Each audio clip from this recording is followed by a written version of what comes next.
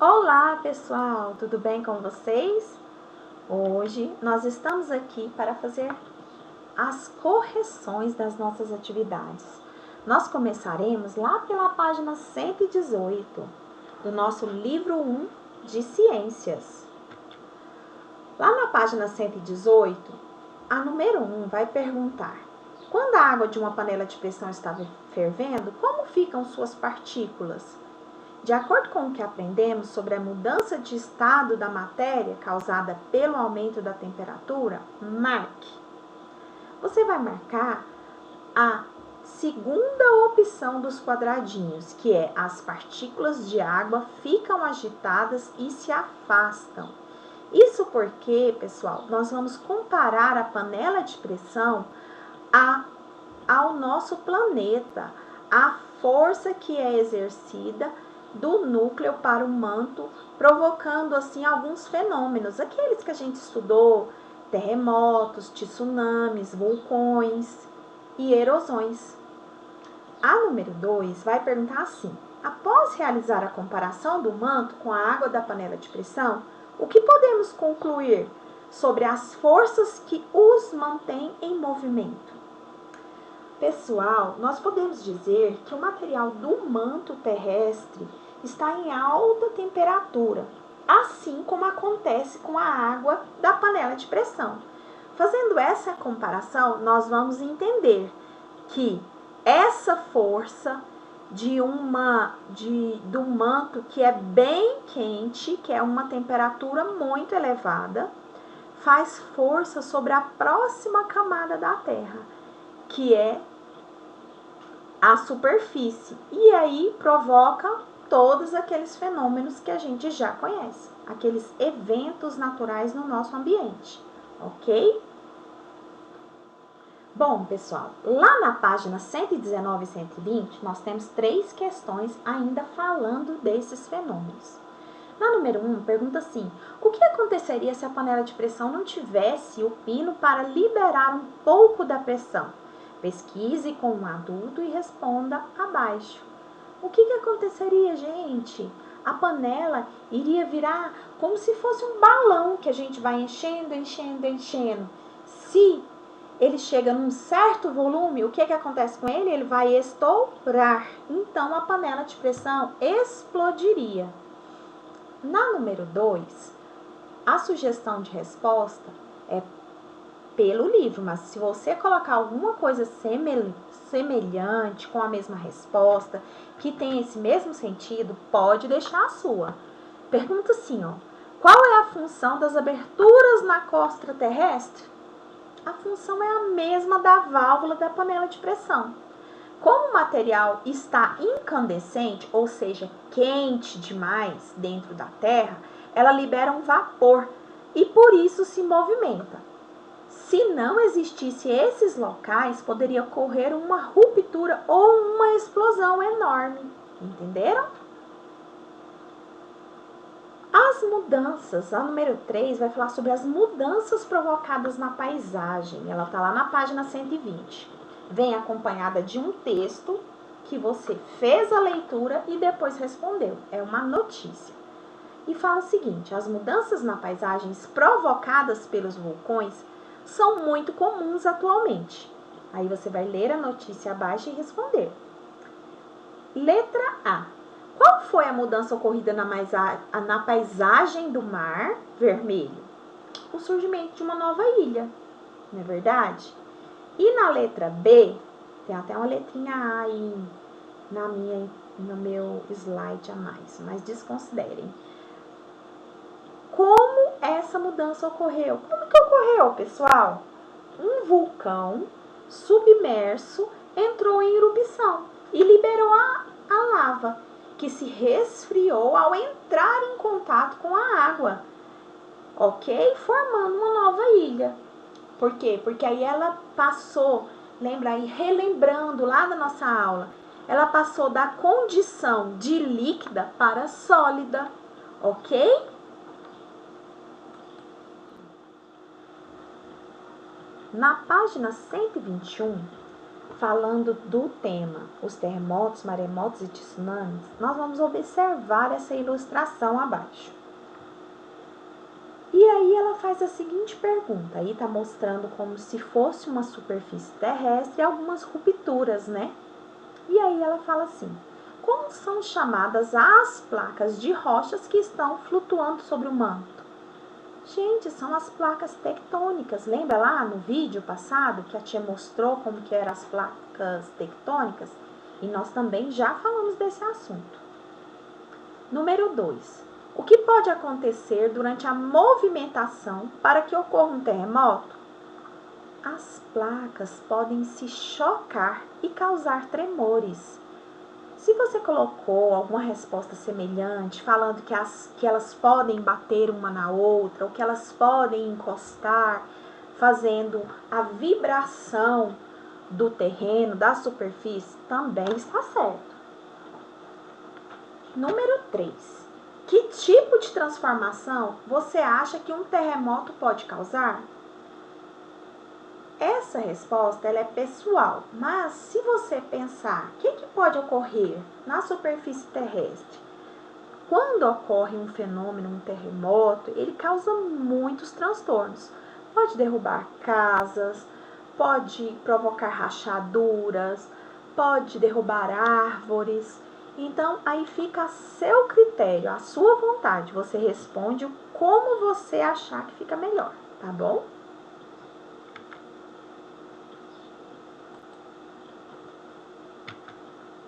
Lá na página 122, você vai observar a imagem abaixo, que é a distribuição das placas tectônicas no nosso planeta, e vai responder. A número 4 está perguntando, de acordo com a imagem, por que o Brasil é um país onde não ocorrem terremotos fortes? Responda em seu caderno. Percebemos que o Brasil não está localizado em área de grande risco. Também falei isso no vídeo, pessoal. Nós estamos numa área, aqui, ó, nessa área não tem nenhuma abertura, nenhuma fissura da placa tectônica. Então, nós estamos longe das bordas, das extremidades. Por isso, não há essa reincidência de um terremoto forte. Ainda bem, né, pessoal? Número 5. Observe novamente o mapa. Existem placas tectônicas embaixo dos oceanos e mares? Se nós observarmos, nós veremos sim que existem placas tectônicas sobre as águas, sobre o mar. E aí pode ocorrer, tia, algum evento no mar? Pode. A exemplo disso é o que nós falamos, os tsunamis, que também podem ser provocadas de dentro do mar, atingindo as costas de algum continente, a costa brasileira, a costa sul-americana. Então, pode sim ocorrer esse fenômeno também no oceano, também nas águas, ok, pessoal? As páginas seguintes, que é da página 125 a 127, é o vamos fazer. Nessa parte é que a gente pode organizar nossas ideias e relembrar tudo que foi dito nesse capítulo. Na número 1 está perguntando assim, vamos organizar nossas ideias? Complete o esquema abaixo. Aí tem um esquema que é chamado de organograma, e nele vão surgindo as opções. A primeira opção lá é o quadradinho do meio ambiente, que se transforma. Aí, sob a ação do humano, o que pode ocorrer? Está mostrando o quê? Desmatamentos ou construções. Lá embaixo, nos fatores naturais ocasionados no ambiente, o que pode ocorrer? A ação do vento, o vento e a água e as ondas do mar. Tudo isso são fatores naturais que podem alterar o nosso meio ambiente, pessoal. Agora, reflita sobre as alterações que podem ocorrer no meio ambiente e responda. Você acha que o ser humano pode alterar o meio onde vive e ainda assim preservar uma parte da natureza? Pode, pessoal, mas essa resposta é uma resposta pessoal. E aí você vai colocar o que você acha. Vai colocar que o ser humano pode alterar, mas ele pode fazer coisas boas. Por exemplo, pode construir novas casas, mas replantar novas áreas, criar meios de economizar energia. Então, o ser humano tem condições sim de construir e também fazer coisas boas para preservar a natureza, ok? Na próxima página, que é a página 126, fala de uma aula de ciências que a professora está fazendo, a professora de Paulo, Yumi e Mila. Aí ela pede que eles façam cartazes com frases do meio ambiente. E aí ela mostra 2 cartazes, o 1 e o 2. E faz algumas perguntinhas relacionadas a isso. Você acha que o aluno estava certo de achar que os carros das cidades não fazem parte do meio ambiente? Explique. Resposta pessoal também. Letra B. Escreva mais 3 exemplos de elementos não vivos de um ambiente que foram construídos pelos seres humanos para atender suas necessidades. Nossa, gente, tem tanta coisa. Asfalto, shoppings, prédios, construções em geral. Então, nós podemos colocar muita coisa, não é? Ainda na página 126, você vai ler atentamente uma notícia sobre uma erupção vulcânica que ocorreu na África e responder as questões. Depois de ler a notícia, você vai fazer a seguinte respostinha. Vai perguntar assim: o vulcão Nyiragongo pode ser considerado ativo ou inativo? Por quê? Através do texto, nós observamos que fala que lá lançou lavas e cinzas no céu e que esse fenômeno é típico de um vulcão ativo, ou seja, ele está em atividade. Por quê que você vai responder isso? Porque ele demonstra, o vulcão Nyiragongo demonstra que está ativo, pois ele pode entrar em erupção a qualquer momento, ok? Na número 4, você vai observar as maneiras diferentes de se evitar uma erosão desenvolvidos pelo homem, ou seja, o homem que foi lá e fez, ele que foi lá, teve a ideia e estudou o que seria melhor para aquele solo e teve essa maneira diferente de evitar a erosão. Como que ele fez isso? Em um quadrinho está mostrando que ele fez um replantio de árvores, por isso o terreno estava coberto da ação da chuva e do vento. No segundo, ele fez plantação em degraus, ou seja, também evitaria uma erosão naquele solo. E no terceiro, ele fez um muro de contenção. Que muro de contenção é esse? É um muro que segura a terra no seu devido lugar. Por isso, não vai ocorrer ali uma erosão. E pede respostas. Agora responda. Letra A. Qual seria o fator natural capaz de causar a erosão nos locais mostrados na figura? Gente, que fatores naturais que podem provocar erosão? A ação do vento e das chuvas. E por que ela ocorreria? Porque se o solo estivesse sem vegetação, seria mais fácil da ação do vento e da chuva ocorrer, ocasionando a erosão nesse terreno. Se você respondeu alguma coisa semelhante, a sua resposta teve esse sentido, pode deixar sua respostinha. Letra B. Como os métodos usados poderiam ajudar a evitar a erosão? Como que poderiam, hein, pessoal? Poderia da seguinte forma: a plantação de árvores ela pode proteger o solo da ação das chuvas e dos ventos, pois o solo ficaria menos exposto. As raízes também oferecem a resistência. Então, essa plantação, ela poderia favorecer fazer com que o solo estivesse protegido. Letra C. Qual das 3 opções você acha que seria mais adequada para proteger o ambiente, o solo? E por quê?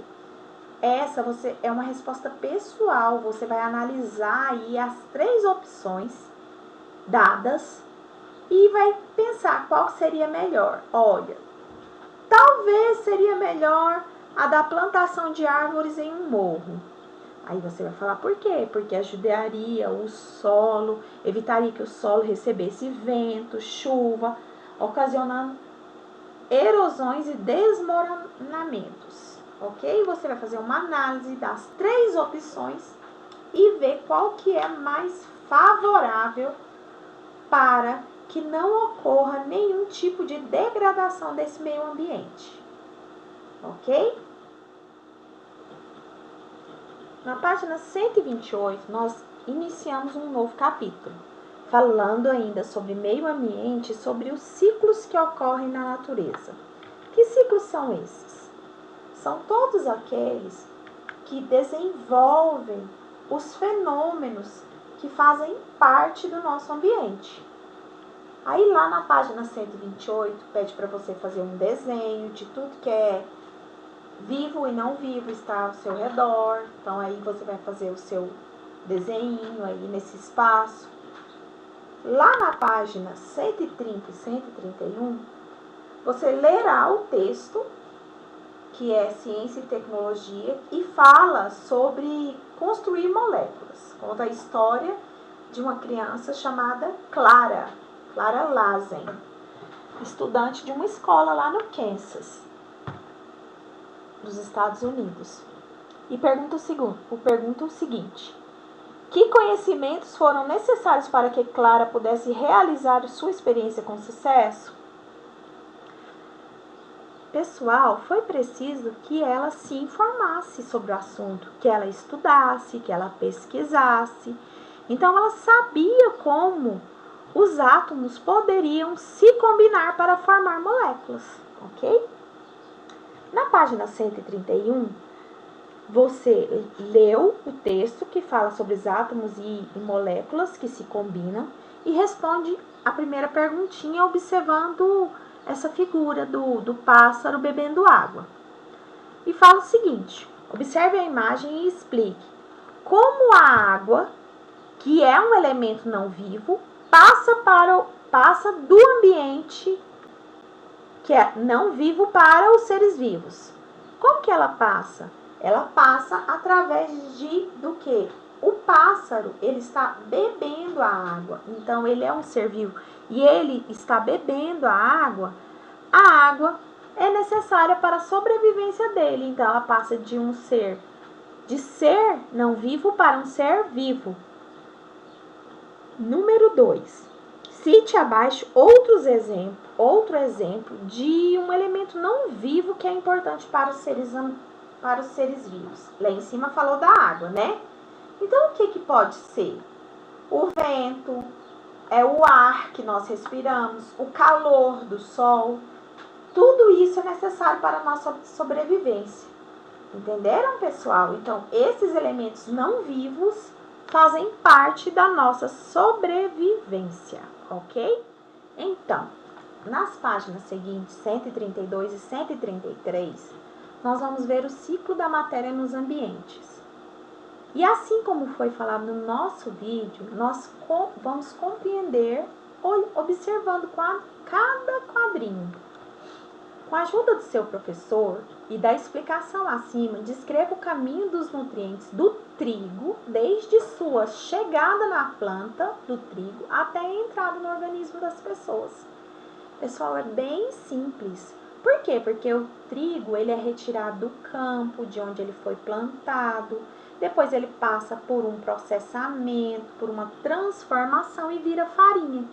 Essa farinha pode virar um bolo, um biscoito, um pão e ser ingerido por um ser humano. Assim acontece esse ciclo. Bem simples, não é, pessoal?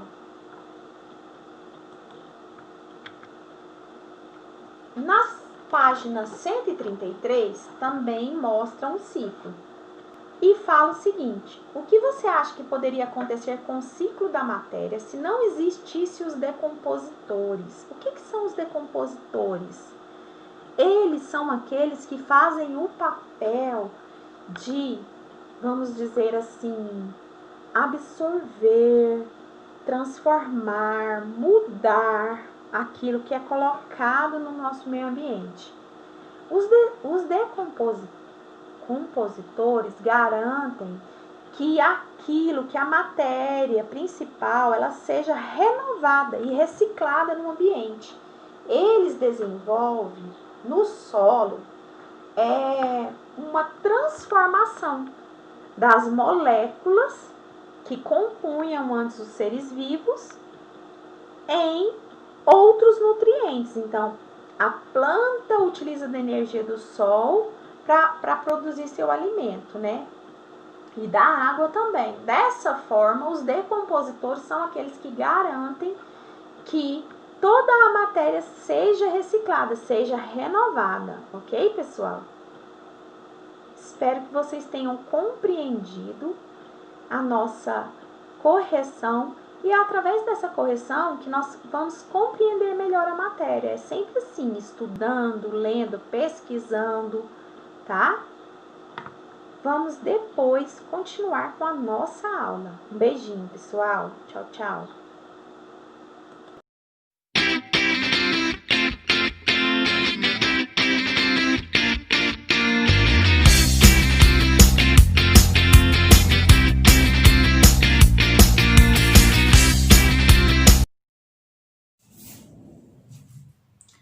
Oi, pessoal. Nossa, tô tão desanimada hoje. Será que foi? Deixa eu pensar. Já sei.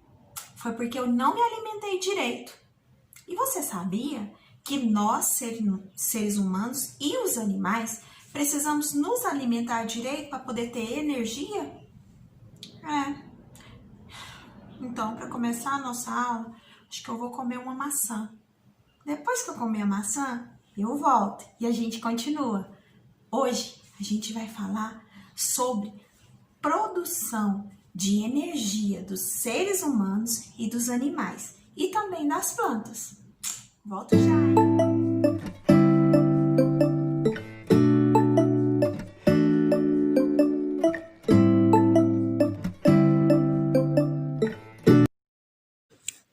Então, pessoal, como nós vimos anteriormente, o ciclo natural dos principais átomos na natureza é formado pelo oxigênio, o carbono, o hidrogênio e o nitrogênio. Hoje nós vamos ver sobre o nitrogênio. O nitrogênio está presente nas plantas, no verdinho das plantas, que se chama clorofila. Ele faz parte de uma molécula, por isso as plantas têm essa coloração verde, devido à molécula de nitrogênio que está presente na clorofila. Ele também é muito importante para a nossa saúde, pois dá coloração aos vegetais que nós comemos. Outro assunto interessante é sabermos que no nosso sangue tem uma substância chamada hemoglobina, que é a coloração vermelha, e o nitrogênio também faz parte dessa coloração. Nas proteínas dos músculos, os átomos de nitrogênio também são encontrados na formação de moléculas. Ele está presente nos nossos tecidos musculares, por isso também é muito importante na formação muscular do ser humano. Entenda como isso é importante. Na página 138 do nosso livro, nós observamos como o nitrogênio é encontrado nos seres vivos e ele é principalmente retirado do ar. Porém, os vegetais e os animais só podem utilizar esse elemento com a ajuda das bactérias do solo, pois nós, os seres vivos, realizamos uma reação química utilizando o nitrogênio da atmosfera. As bactérias, porém, fazem o nitrogênio se juntar aos outros elementos químicos, formando as moléculas que as plantas podem absorver. Já os animais também absorvem o nitrogênio que está no ar. Agora, pessoal, vamos fazer as páginas 139 a 141. Um abraço, fiquem com Deus e até a próxima!